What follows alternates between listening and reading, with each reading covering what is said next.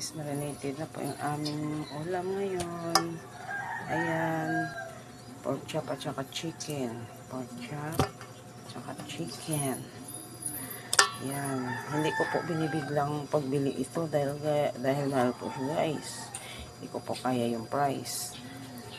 Pag medyo makaluwag po ako, bumibili po ako tag 3 pirasong pork chop. Ganun din sa manok, 2 paa para mabuo lang po siya. Ang hirap po kasi yun kumita ng pera.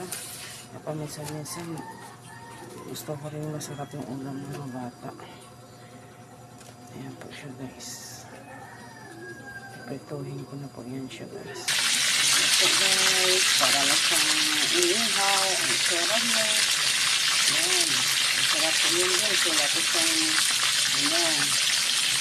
breathing mix.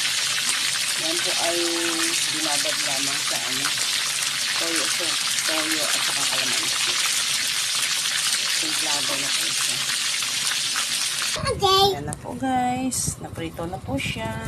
Ayan. Yummy na guys. O ayan. Ito. Magigisa na naman natin ang bawang sibuyas. And then magpo-pork chop.